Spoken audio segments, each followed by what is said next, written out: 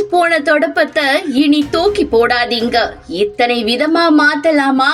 நம் வீட்டில் அதிகம் பயன்படுத்தப்படும் பொருள் ஒன்றுதான் தொடப்பம். தினசரி 2 முதல் 3 முறை கூட்டுவோம். ஒரு மாதத்துக்குள் அது தேய்ந்து போய்விடும். பெரும்பாலும் அதை தூக்கி எறிவோம். ஆனால் இனிமேல் அவசியமே இல்லை. அந்த தேய்ந்து போன தொடப்பத்தை எத்தனை விதமாய் மாற்றி உபயோகிக்கலாம் தெரியுமா? முதலில் தேய்ந்துவிட்ட தொடப்பத்தை 3 பாகங்களாக பிரிக்கலாம். மேல் பக்கம், நடுப்பகுதி, கீழ்ப்பகுதி என்று தனித்தனியாக எடுத்து வைக்க வேண்டும். மேல் பக்கத்தை சிறிய துடைப்பம் போல பயன்படுத்தலாம். ஜன்னல், கதவு, கண்ணாடி எல்லாம் சுத்தம் செய்ய அதுவே போதுமானது. நடுப்பகுதியில் இருக்கும் குச்சிகளை எடுத்து டீ ஸ்டாண்ட் மாதிரி ஒட்டி வைத்துக் கொள்ளலாம். அதை கொண்டு டீ கப், கண்ணாடி போன்றவற்றை வைக்கலாம். வீட்டு அலங்காரமாகவும் கூட பயன்படுத்தலாம். கீழ்ப்பகுதியை எடுத்து தரையில் சிறிய பசை, தூசி வந்தால் அதை விரைவில் துடைக்கலாம். இப்படி தேய்ந்து போன ஒரு தொடப்பத்திலிருந்து 3 புதிய பயன்பாடுகள் கிடைத்துவிடும். இது போன்ற சின்ன சின்ன யோசனைகள் குடும்ப தலைவிகள் செய்தால் வீடு சுத்தமாகவும் காசு மிச்சமாகும்.